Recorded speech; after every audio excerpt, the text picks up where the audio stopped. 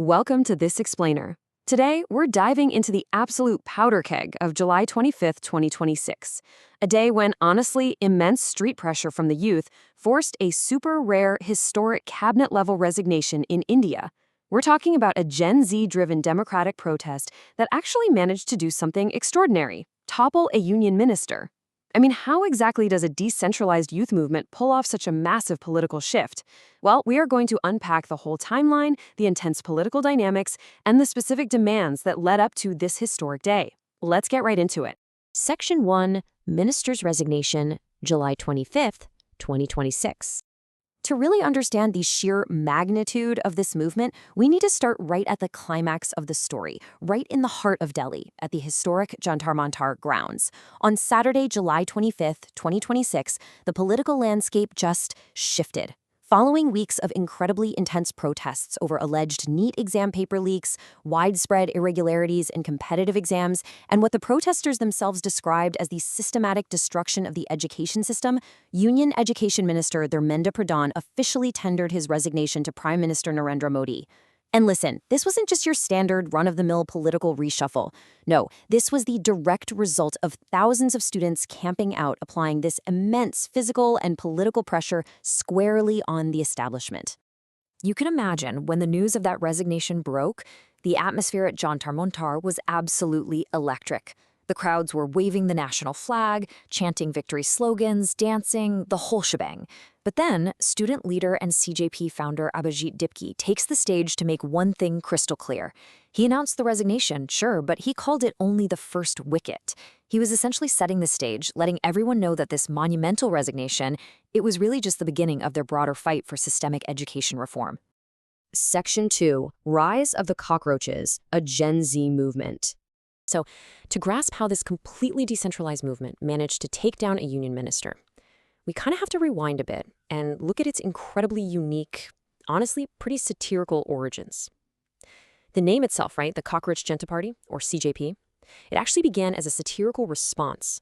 Youth across the country took a judicial remark that literally compared unemployed youth to cockroaches, and instead of taking it lying down, they adopted the label with pride.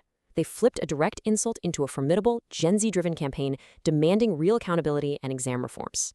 It's just a textbook example of modern decentralized protest culture taking total ownership of a narrative. And looking at the timeline, it perfectly illustrates the rapid, almost breakneck escalation of their fight. I mean, what started merely as online outrage over a couple of days, it spread like wildfire and quickly materialized into sustained physical protests at Jantar Mantar. But they didn't just sit there. These protesters endured over 3 weeks of severe hardship. We're talking prolonged hunger strikes. They faced heavy security deployment, internet disruptions, lathi charges, and even alleged pellet injuries. Their absolute persistence under those grueling conditions is exactly what paved the road to July 25th. Section 3. Political backing, opposition steps in.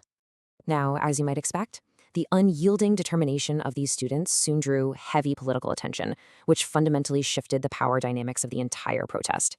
As things escalated, leader of opposition Rahul Gandhi became one of the most visible political faces backing the movement. Throughout the day of the resignation, he stood firmly with the protesters. In fact, earlier that same Saturday, Gandhi actually met with a group of hunger-striking students at his residence, including reps from the All India Students Association. He publicly threw his full political weight behind their cause before showing up with them at the protest site. Flanked by these young protesters, and guys, some of them were still showing visible injuries, Gandhi laid out 3 non-negotiable demands on their behalf. This is absolutely crucial to understanding what was on the table here. First up, Dharmendra Pradhan must be sacked completely. Not just quietly shifted to another ministry, completely sacked. Second, strict action against those responsible for police violence on the students, specifically highlighting the incidents around July 20th. And third, the Prime Minister himself must apologize to the country's youth. Gandhi openly criticized the Prime Minister's late-night video messages, basically insisting that these students needed concrete action, not just, videos and empty assurances. In building up this political leverage, the framing here was just key. Gandhi told his students that absolutely no amount of government pressure could force them out of Jantar Mantar. He framed the sheer resilience of the youth camping out there as the vanguard of the nation, explicitly calling them India's future. Then, directly contrasting that, he turned around and labeled the current ruling establishment as India's past. He even described the education minister as a symbol of corruption and the destruction of the education system. So by using this very stark political rhetoric, the opposition clearly sought to amplify that immense street pressure, which, as we know, ultimately led to the minister's dramatic exit later that very day. Section 4. The fight continues. Unresolved demands. Now, while the events of July 25th certainly prove that peaceful democratic protests can still deliver major results, this story at Jantar Mantar is far from finished. Opposition leaders welcome the resignation as a massive step toward reshaping the education system and protecting democracy, sure. But the CJP network, they made it crystal clear they are not packing up and going home. The protesters are already planning candlelight marches and further actions to secure their remaining unresolved systemic demands.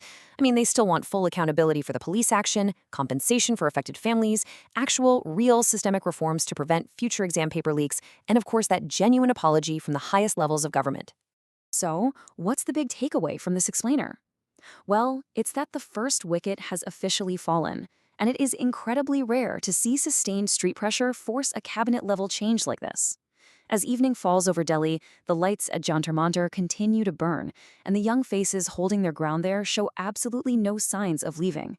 It really leaves us to wonder, is this just one singular victory, or will this Gen Z movement spark a new era of youth-driven democratic protests and force a complete overhaul of the system? Thank you so much for joining me for this explainer, and definitely keep your eyes on how this incredible story continues to unfold.